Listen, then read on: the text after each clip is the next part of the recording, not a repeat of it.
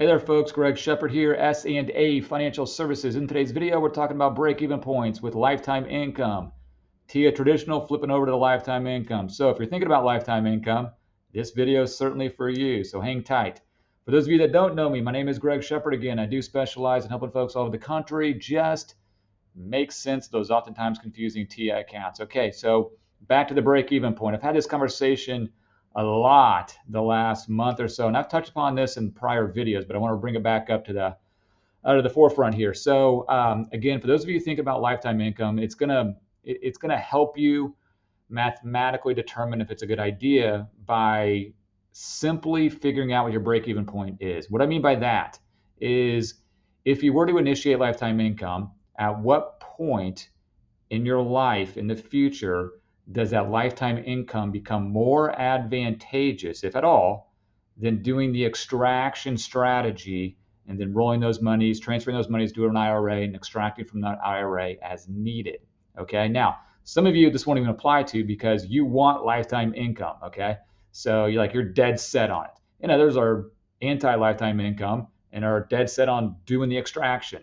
So this is for those maybe in the middle that are thinking about lifetime income. Okay, now, I will tell you this, most advisors out there, like 9.8 out of 10 advisors out there, and this includes TIAA reps, they're great people, but they're not going to help you out with this, okay?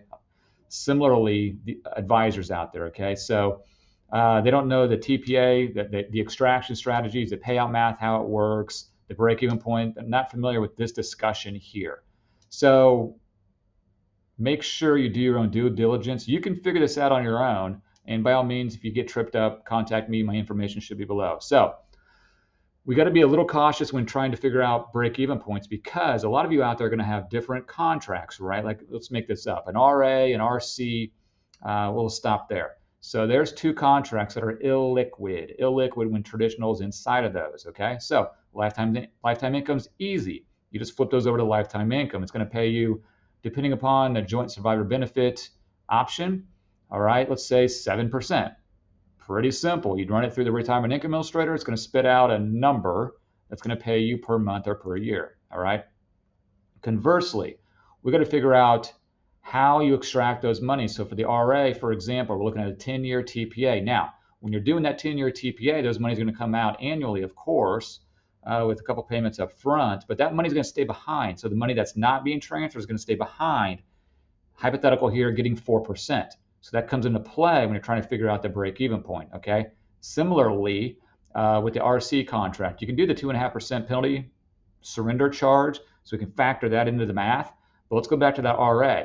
So when you're transferring that 10-year TPA over to an IRA, it's the extraction strategy associated with those monies going to an IRA, then extracted from the IRA, is all of a sudden going to become less mathematically advantageous because those monies that are staying behind are getting 4%, while in the IRA, heck, you can generate interest to the tune of 6-7% over there. So that money's going to lag that math down a little bit. That's sitting over in that TIAA Traditional while it's annually getting thrown out to the IRA. So there's a way you can do this mathematically. I can't really verbalize it. I'd have to show you that, but there's different calculators you can use. Hey, implement AI into this as well.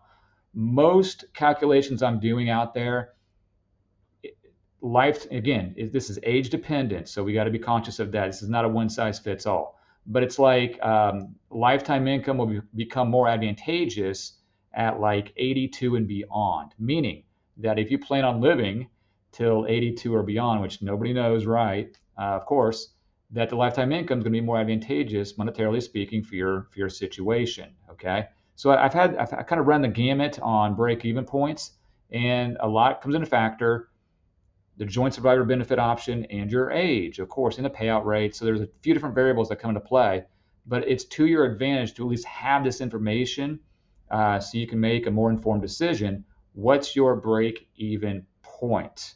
Okay. That's enough on that topic, all right? So I just been getting that question, or not that question. I've brought up the question to a lot of you out there because you're looking to do lifetime income, and I ask you, hey, what's your break-even point? Of course, not typically, I think 100% of the time, folks are like, I don't even know what you're talking about.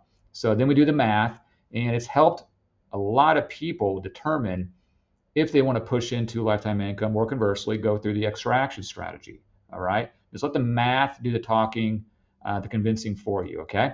All right, folks. Greg Shepard here, S&A Financial Services. Go out and have a good one. Take care. Bye-bye.